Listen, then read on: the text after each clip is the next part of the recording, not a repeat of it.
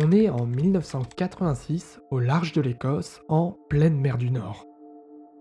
Et je vais vous montrer à quel point la perception peut être mise au service de l'horreur. C'est l'élément central de ce jeu. Sans perception, bonne ou erronée, y a pas de jeu. À la surface, l'eau est calme, mais sous un des bateaux qui navigue ce jour-là, une équipe de plongeurs s'agite. À 187 mètres de profondeur, sous une cloche, et appareillé de scaphandres. Parce que ce matin-là, ils sont en train de se préparer à fouiller un lieu inconnu. Pas loin d'eux, la carcasse d'une plateforme pétrolière qui a disparu il y a plus de 10 ans. Sans qu'on sache pourquoi. Aucun survivant n'a été retrouvé et aucune recherche n'a été effectuée. C'est-à-dire que là, on est en terrain inconnu. Et cette plateforme, c'est la Beiradeh, elle appartenait à une société d'exploitation pétrolière de l'époque, Cadal Industries. Et nos deux plongeurs, Mary et Rob, eux, ils sont là juste pour comprendre ce qui s'est passé, pour apporter des réponses, quoi. Et pour ça, ils vont devoir retrouver la boîte noire. Bah oui, mais Cadal, en gros, a dit faites ce que vous voulez, mais c'est plus notre problème. Cette expédition n'a donc pas été commandée par l'État ni par l'industrie. Bref, personne n'a cherché de réponse. Donc elle a été commandée par les familles des disparus. Parce que eux, c'est les seuls qui veulent savoir ce qui s'est passé. Et ce qui s'est passé, bah, nous on le connaît. On sait tout des horreurs qui s'y sont déroulées. On sait pour le monstre, on sait pour Kaz, pour Finlay, pour Brody et j'en passe. On connaît les visages des membres de l'équipage avant et après leur mort. On connaît leur voix. Et aucune de ces personnes n'a survécu. Là, on est 10 ans plus tard dans la peau de Mary. On plonge pour retrouver Rob, qui se tient face à l'immense silhouette fantomatique de la plateforme, mais cette fois sous l'eau. Et les deux plongeurs sont d'un calme, mais olympien. Had a good swim. You know me, I like to get my laps in. C'est la routine pour eux. Mais nous, eh ben on sait. Et dès les premières secondes, ça montre un décalage entre les personnages et nous. Eux, ils vont nager parmi les débris pour un disque dur, et ils espèrent être entrés pour dîner. Et nous, on y va parce qu'on n'a pas le choix, en fait. Parce qu'on sait. Le décalage entre Mary et nous, il est pas là pour rien. What do you see? Coral? But it's probably too cold and too deep for that. Ça permet à l'angoisse de monter. Ajoutez à ça qu'on est dans un lieu complètement inhospitalier pour l'humain, et bah, je vous jure que même s'il se passe rien, en nous, il se passe quelque chose. Notre perception s'emballe. Et qu'on soit peureux ou non n'y change rien. Parce qu'en fait, on est en train de se préparer à revivre en bas ce que Kaz a vécu là-haut. Pourtant, tout ce qui nous fait flipper, que ce soit un son, un mouvement ou autre, rien, je dis bien rien, ne prouve la présence d'un être vivant. Mais on se sent observé. 10 ans après, on est en droit de se dire bah, le monstre il est mort. Mais on l'a vu faire des trucs tellement dingues, tellement hors du spectre de notre connaissance, que ça rend cette pensée intangible. On était face à un organisme qu'on ne comprenait pas. Ça semblait cruel, réel aussi, mais rien nous dit que ça l'était. Les seuls auteurs de telles conjectures sont les disparus d'aujourd'hui. Ces mêmes conjectures sont vraies seulement pour l'équipage de 75. Car factuellement, en vrai, on sait pas grand-chose avec certitude du monstre. Et c'est pour ça qu'on va prendre un peu de distance, qu'on va regarder la macro de ces événements, et on va plus parler de monstres, mais d'êtres vivants et de survie. Parce qu'en vrai, la cruauté chez les animaux n'existe pas. Ce n'est qu'une projection de nos propres perceptions et de nos vices. Joueurs, joueuses, bienvenue dans Still Wake the Deep, The Siren's Rest.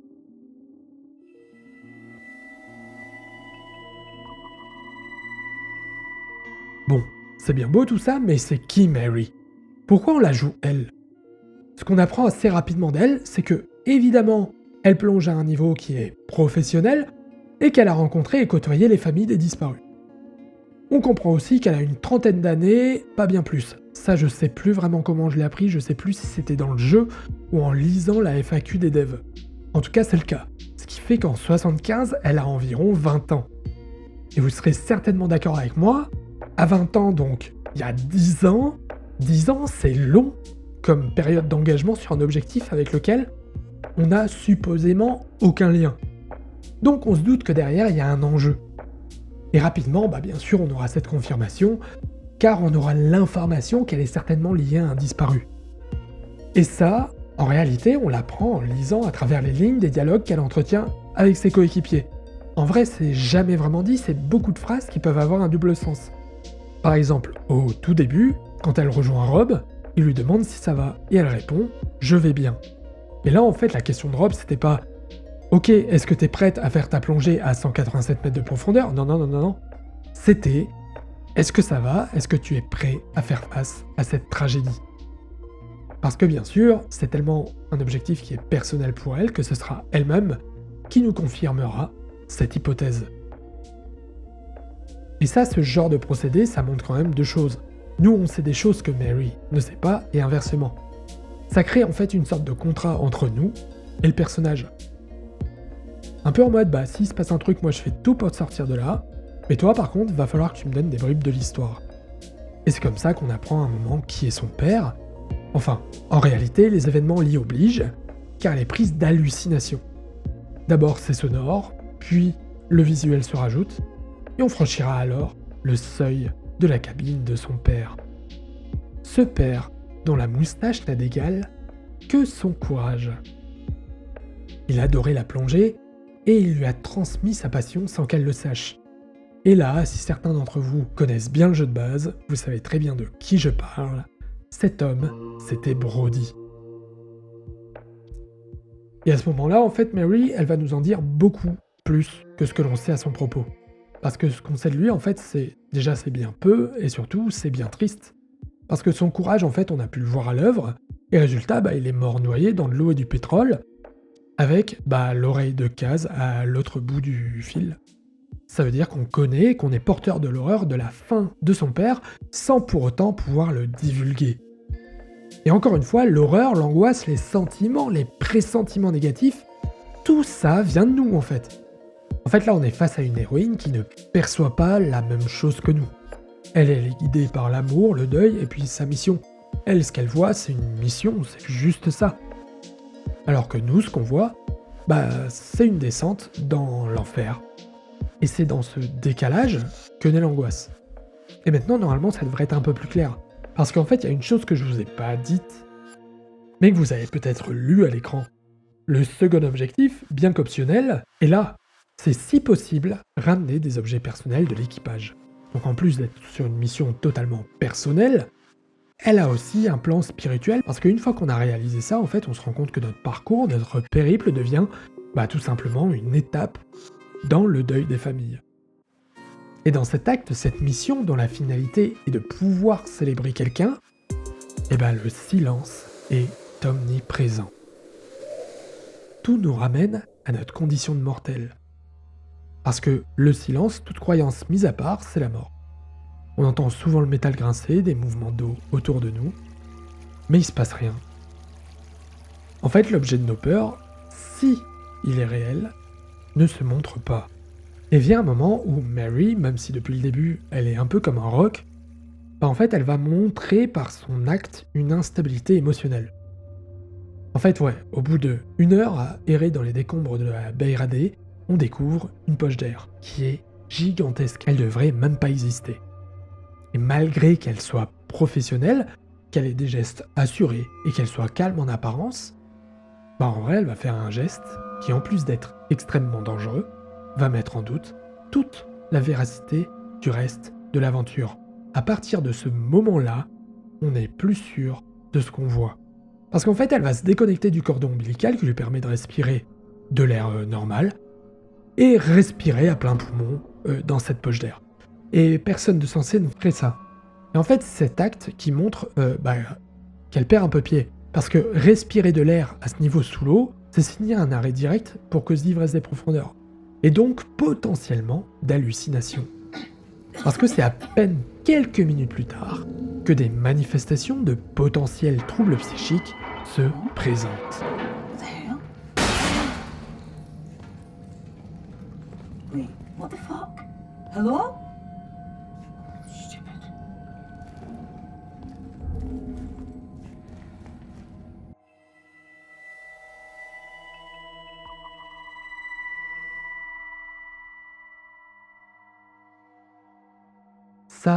Ça commence par un objet qui tombe dans le silence complet. Huh? Ici, Mary ne peut être que seule. Enfin, normalement. En tout cas, son premier réflexe est très bizarre car il est de demander s'il y a quelqu'un. Stupid. Alors que c'est logiquement totalement impossible. Donc soit c'est un signe d'un espoir vain, et donc en quelque sorte de détresse, soit c'est un signe que Mary a commencé à perdre pied. Est-ce que ce son a-t-il vraiment existé? Pour Mary, c'est une certitude. Un peu plus tard, d'autres symptômes surgissent. Des hallucinations, comme je vous en ai parlé il y a une minute. Innocent to go with dying. D'abord, c'est sonore, avec la voix déformée de son père, Brody. Puis, se rajoute la visuelle. Et c'est d'ailleurs lors de ces hallucinations que la théorie de l'ivresse des profondeurs va prendre un cours. Hein. Clairement, moi je pense pas que ce soit ça, parce qu'on se retrouve dans le réfectoire de la plateforme, tel qu'il était, centimètre pour centimètre, lors du dernier repas passé sur la baie radée. Chaque assiette est disposée devant une chaise vide, qui ne l'était pas 10 ans plus tôt. Si ça n'était qu'une hallucination, ça serait une coïncidence quand même énorme que tout corresponde. Et donc ensuite, quand elle se retrouve dans la cabine de son père, lorsque l'hallu se termine, et qu'on ressort, le chemin qu'on a emprunté durant l'hallu est bouché. Et donc là, on se dit, il y a deux solutions. Soit c'est l'écroulement qui a eu lieu et qui nous a sorti de l'hallucination, soit on a pris un autre chemin mais on s'en est pas rendu compte. Et si c'est le cas, en recoupant avec la place des objets très précise, le fait qu'il pleuve dehors aussi, que ça tambourine aux vitres, et qu'on retrouve des documents qu'on a pu voir que quand on était dans la peau de case, eh bien on revient un peu à cette théorie qui pouvait sortir du jeu de base. On est très certainement face à une mémoire collective, ou en tout cas un système collectif. Quelque chose qui est construit à partir des souvenirs de certains disparus.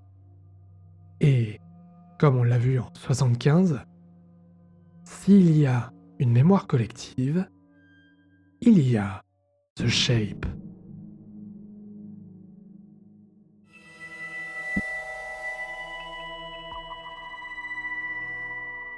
Et puis soudain, après des heures passées à errer seul dans cette plateforme morte, eh bien le monstre réapparaît.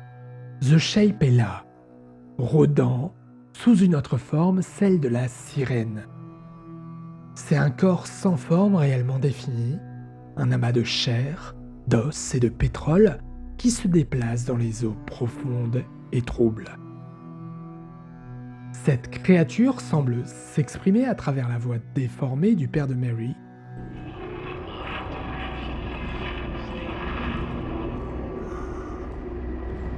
Hello? Alors, est-ce que comme avec Kaz, c'est une hallucination lorsqu'il entendait sa femme? C'est possible. Ou alors, est-ce que c'est autre chose? Un phénomène différent? On ne sait pas vraiment. En tout cas, on a pu déceler lors des événements de Noël 75 que chaque infecté semblait perdu dans ses souvenirs, ou au moins un fragment de souvenir, souvent, même tout le temps, pas très positif, et faire référence à un collectif et le fait de ne faire qu'un. Et dans cette sirène, on y trouve au moins 8 crânes. 8 corps qui ont été lavés de toute substance organique. Elle est pleine de pétrole, comme l'était l'eau qui envahissait la plateforme lors de sa destruction. Avec Kaz, bon, j'ai pas fait le compte quand je suis passé, mais je serais pas étonné que on ait croisé aux alentours de 7 corps lorsque nous nous y trouvions. À chaque infecté, The Shape semblait différente, capable de s'adapter et d'évoluer. Si la sirène contenait le corps de Brody, lui permettant d'utiliser ses souvenirs contre Mary et son savoir-faire de plongeur.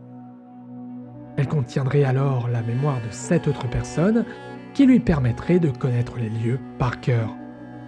Alors, tout ça c'est cool, mais au final, biologiquement parlant, la sirène, qu'est-ce que ça peut être ? Eh bien, j'ai ma petite idée et il est temps que je vous révèle ma théorie. Une théorie qui révèle la condition de The Shape et surtout à quel point The Chinese Room a compris que la perception d'une chose pouvait être au service de l'horreur. Car la sirène n'est sûrement pas un monstre, c'est un cauchemar de chair né de peur de l'inconnu et de notre incompréhension face au monde.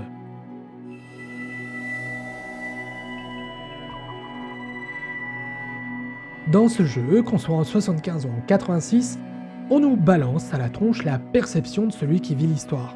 Sa peur, ses décisions, tout est projeté sur nous pour que nous n'ayons aucun moyen de les contrôler. Et en prenant du recul, je peux simplement y voir un organisme capable d'une sorte d'intelligence, qui survit et qui cherche tout simplement de la nourriture.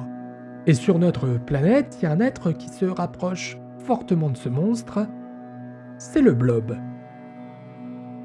Et bon, là je vais vous faire une énumération, parce que prendre tous les points ça serait un peu trop long, mais voici quelques idées de pourquoi à mes yeux cette idée, en fait elle tient grave la route. En 75, Kaz tombe à l'eau. Il tombe à l'eau lorsqu'il y a la première explosion, quand la foreuse touche quelque chose. Quand il revient sur la plateforme, il a un petit 6e sens qui lui permet de sentir le reste de la bête. Ensuite, on peut remarquer que les autres se transforment beaucoup plus vite que lui. Comme si The Shape avait appris à infecter un humain plus rapidement. Quand on se réveille et qu'on est sur les passerelles, on voit que The Shape est monté très rapidement depuis la foreuse. Les infectés semblent faire référence à une psyché commune. On retrouve des bouts de l'entité un peu partout, et elle s'étend au fil des heures. D'ailleurs, elle s'étend beaucoup moins rapidement qu'au début. Et finalement, The Shape semble être un réseau veineux. Et tout ça, ça m'emmène vers une théorie d'un blob marin. Bon, il y a ça, et la sorte de FAQ qu'a fait la Dev Team, qui semble remettre en question le fait que la sirène soit un nouveau monstre, un monstre venant d'un autre monde, ou d'une autre époque, etc. Ou qu'en tout cas, c'est pas forcément tel un monstre qu'il faudrait le voir. Ça, c'est vraiment quelque chose sur lequel ils ont insisté. Dès que quelqu'un parlait de monstre, ils étaient en mode « Est-ce que t'es sûr de ce que t'es en train de dire ?» Et c'est là que cette théorie du blob rejoint ce thème central. Alors qu'on serait peut-être juste en face d'une nouvelle espèce inconnue qui est juste à goûter de la viande et qui en veut encore, nous on flippe. Bon, ce qui est normal puisque c'est nous la viande. Mais en réalité, on est juste face à quelque chose qu'on ne prend pas le temps de comprendre. Et c'est ainsi qu'on voit bien que la perception est au service de l'horreur. Et si cette théorie est vraie ou se rapproche de la réalité, c'est là qu'on voit que The Chinese Room a vraiment travaillé autour de ce point central, la perception. La perception au service de l'horreur.